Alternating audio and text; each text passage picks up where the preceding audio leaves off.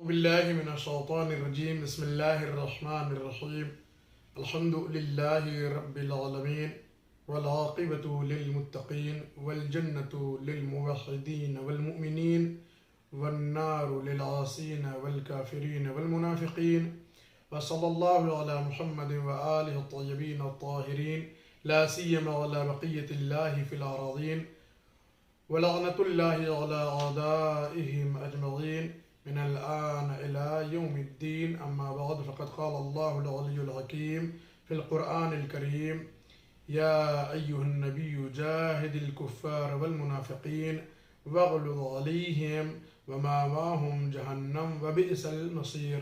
حضرات گرامی السلام علیکم ورحمۃ اللہ وبرکاتہ.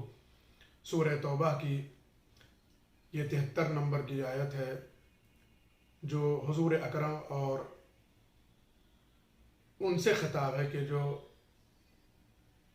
عالمین کے لیے رحمت پروردگار بن کر آئے تھے کہ اے نبی آپ کفار اور منافقین سے جنگ کیجئے، جہاد کیجئے اور ان کے اوپر سختی کیجئے، آپ ان کے سلسلے میں سخت ہوئیے. اس کی 2 وجہ ہیں سختی کی. پہلی تو یہ کہ یہ لوگ جہنم میں ساکن ہونے والے ہیں، جہنم میں رہنے والے ہیں، ان کا مقام جہنم ہے. دوسرے یہ وہ لوگ ہیں کہ جن کی عاقبت بد ہے، جن کا انجام بد ہے، جن کا انجام خراب ہے. ظاہر سی بات ہے قرآن کریم نے 2 قسم کے لوگوں سے جہاد کا حکم دیا ہے. البتہ وہ جہاد شرائط کے ساتھ ہوں گے. اگر کوئی شخص دعوت اسلام قبول نہ کرے یا خلاف دین و شریعت اسلام کوئی اقدام انجام دے، ایسی صورت میں یا اور جو شرائط ہے جنگ کے، جب تک وہ پورے نہ ہو جائیں جنگ نہیں کی جا سکتی ہے. ہاں ایک بات قابل غور ہے کہ کفار و منافقین دونوں سے جنگ کے لیے قرآن نے حکم دیا ہے. اس کا مطلب یہ ہے کہ باہری دشمن سے بھی اور وہ دشمن کے جو داخل میں ہیں یا اپنوں میں ہیں. ایک وہ دشمن کے جو ظاہر ہے، دوسرے وہ کہ جو ظاہر نہیں، یعنی منافقین، ان سے بھی جنگ کے لیے کہا گیا ہے. خوب اس موضوع کے بیان کرنے کا مقصد یہ ہے کہ آج ہو سکتا ہے ہماری قوم کا نوجوان یا کسی دوسری قوم کا نوجوان یا جوان یہ سوچ رہا ہو کہ اسلام نے آخر جنگوں سے کیا حاصل کیا. یہ اسلام میں جو جنگوں کا حکم ہے یا قرآن کریم میں تقریباً 600 آیات جو جہاد کے حکم کے سلسلے میں ہیں. البتہ یہ بات پیش نظر رہے کہ یہ جہاد یوں ہی نہیں ہے بلکہ شرائط کے ساتھ ہے، کنڈیشنلی ہیں اور اتمام حجت کے بعد ہے. جب ساری دلیلیں، سارے جو ہے وہ کیا ہے، امر بالمعروف نہی عن المنکر، یہ سب جو ہے وہ کیا ہے کارآمد ثابت نہ ہو تب جہاد کا حکم ہے. اور وہ بھی جو ہے وہ کیا ہے دور پیغمبر اسلام کی یہ باتیں ہیں. آج شاید اس طریقے کے شرائط نہیں ہے کہ جنگ کی جا سکے اور کرنی بھی نہیں چاہیے. اور یہ بات بھی قابل غور ہے کہ جو ہمارے نوجوانوں کو سیکھنی چاہیے، سمجھنی چاہیے، یاد رکھنی چاہیے. اور وہ لوگ کہ جو اسلام کے بارے میں غلط تصورات رکھتے ہیں انہیں یہ بات بخوبی جان لینی چاہیے کہ دین اسلام نے اگر جہاد کا حکم دیا تو اس سے کہیں زیادہ دین اسلام نے، شریعت پیغمبر نے یا ہمارے نبی حضرت محمد مصطفیٰ صلی اللہ علیہ وآلہ وسلم نے صلح پر کہیں زیادہ زور دیا ہے. جنگ کے مقابلے میں صلح پر کہیں زیادہ زور دیا گیا ہے. تو یہ نہیں ہے کہ صرف اسلام. البتہ یہ سوال اپنی جگہ پر ہے کہ آخر ان جنگوں سے اسلام کو حاصل کیا ہوا جو جنگیں لڑی گئی تھیں. میں اپنے نوجوانوں کے لیے عرض کر دوں کہ ان جنگوں کے بے انتہا فوائد ہیں، لا شمار و لا تعداد فوائد ہیں، بہت سارے اس کے فائدے ہیں. لیکن ان میں سے 5 فائدے آپ کی خدمت میں عرض کر رہے ہیں کہ اسلامی جنگوں کے جو 5 فائدے ہیں وہ سنیے. پہلا فائدہ یہ ہوگا کہ تعلیمات اسلامی رائج ہوئی. اسلام کی جو اپنی تعلیمات تھیں وہ کیا ہے رائج ہوئی اور اسلام کا پرچم وحدانیت و صلح کیا ہے اس کی آبرو میں اضافہ ہوا. دوسرے تہذیب اسلامی کی ترویج ہوئی، یعنی اسلامک کلچر جو ہے کیا ہے وہ عام ہوا وہ لوگوں تک پہنچا کہ اسلامی کلچر کیا ہے، اور اس طریقے سے دین اسلام کے دشمنوں کی جو تہذیب تھی وہ کیا ہے، بے اثر ہو گئی یا نابود ہو گئی، یا تو اس نے اثر نہیں کیا یا وہ کیا ہے، ختم ہو گئی۔ تیسرے سب سے بڑا فائدہ یہ ہوا اسلامی جنگوں کا کہ مسلمانوں کو مال غنیمت جو ہے وہ کیا ہے، ملتے رہے۔ اس طریقے سے مسلمانوں کی فقر و تنگ دستی و محتاجی بھی دور ہوتی رہی، اور وہ کیا ہے، دھیرے دھیرے دین اسلام کے دائرے میں داخل ہوتے رہے اور اپنی زندگی کو بآسانی بسر کرتے رہے۔ چوتھے، شاہی خاندانوں، غلاموں اور کنیزوں کو اسلام کا ہم خیال اور ان کا موافق بنایا گیا۔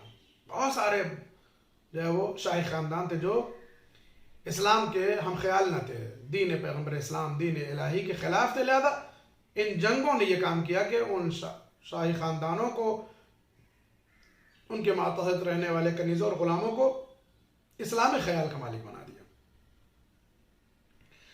پانچویں اور سب سے اہم فائدہ اور پانچواں سب سے بڑا فائدہ یہ ہوا کہ مسلمانوں کے سامنے کلمہ لا الہ الا اللہ کی حقیقی تصویر آ گئی جس کی پردہ پوشی کی جا رہی تھی، اور اس بات کا بھی انکشاف ہو گیا کہ وہ لوگ کہ جو خود کو بہادر، شجاع، سورما یا مثلا جو ہے وہ تلوار باز سمجھ رہے تھے، جنگجو سمجھ رہے تھے، ان کی حقیقت بھی منکشف ہو گئی کہ واقعی ان کے اندر جو ہے وہ کتنا شجاعت یا مثلا جو ہے وہ کتنا جنگ کا مادہ پایا جاتا ہے۔ اور یہ بات پیش نظر رہے گا، اگر اسلام نے جنگوں کا حکم نہ دیا ہوتا، نظام جنگ نہ بنایا گیا ہوتا اسلام میں، تو بہت سارے لوگ ہوتے کہ جو صرف دعویٰ ہی کرتے رہ جاتے اور پھر وہ اپنے دعوے پر مصر بھی رہتے کہ صاحب میں تو یہ، میں تو وہ، اور فلاں تو وہ، فلاں تو وہ۔ اسلام نے جنگوں کا نظام قائم کر کے ایک بڑی حقیقت سے پردہ اٹھا دیا کہ وہ لوگ کہ جو صرف زبانی جنگجو ہیں ان کی حقیقت بھی واضح ہو جائے، اور انہی کے مقابلے کو واقعی جو اللہ کے دین کے حقیقی اور سچے سپاہی، ان کے شجاعت بھی دنیا والوں کے سامنے آ جائے۔ یعنی اس جنگ کے نظام نے، جہاد کے نظام نے عمل کے میدان میں اس حقیقت کو واضح کر دیا کہ واقعی کرار کون ہے اور فرار کون ہے، واقعی بزدل کون ہے، حقیقت میں شجاع کون ہے، واقعی ناصر دین رسول کون ہے، اور واقعی کون وہ ہے کہ جو پوش دکھا کر میدان جنگ سے بھاگنے والا ہے۔ یہ بات پیش نظر رہے کہ قرآن نے بے انتہا جنگ و جہاد کے لیے تاکید کی ہے، البتہ کنڈیشنلی ہے، شرائط کے ساتھ ہیں، لیکن جتنی تاکید دین اسلام نے، قرآن کریم نے، خدا وحدہ لا شریک نے جہاد کے لیے کی، اس سے کہیں زیادہ صلح کے لیے، آشتی کے لیے، امن کے لیے۔ اسی لیے اس دین کو دین اسلام کہا جاتا ہے کہ جو معنی ہی دیتا ہے کہ انسان کیا ہے، ہمیشہ صلح و سلامتی کے ساتھ زندگی بسر کرے اور دوسروں کو بھی زندگی بسر کرنے دے، کوئی کسی کو اذیت و آزار نہ پہنچائے، کوئی کسی کو تکلیف نہ پہنچائے، کوئی کسی کو پریشان نہ کرے، کوئی زبردستی نہ کرے، کسی طریقے کوئی جبر، کسی طریقے کا کوئی جو ہے وہ کیا ہے آرگومنٹ، کسی طریقے کا کوئی اختلاف، کسی طریقے کوئی بحث و مباحثہ بلا وجہ نہ ہونے پائے۔ آپ حضرات سے درخواست ہے کہ آپ ہمارے یوٹیوب چینل کو حتماً سبسکرائب کیجئے تاکہ آنے والے ویڈیو کے نوٹیفیکیشن آپ کو ملتے رہیں اور ہمارے ویڈیو بآسانی آپ تک پہنچتے رہیں۔ اس بیان کو اشتراک دیجئے، شیئر کیجئے، لوگوں تک پہنچائیے تاکہ دوسرے لوگ بھی اس ویڈیو سے استفادہ کر سکیں۔ اللہ سے دعا ہے کہ ہم سب کو دین کے احکام پر عمل کرنے کی توفیق عنایت فرمائے اور ہم سب کو امام کے سچے ناصروں میں شمار فرمائے، امام کے ظہور میں تعجیل فرمائے۔ وآخر دعوانا ان الحمد للہ رب العالمین، والسلام علیکم ورحمۃ اللہ وبرکاتہ۔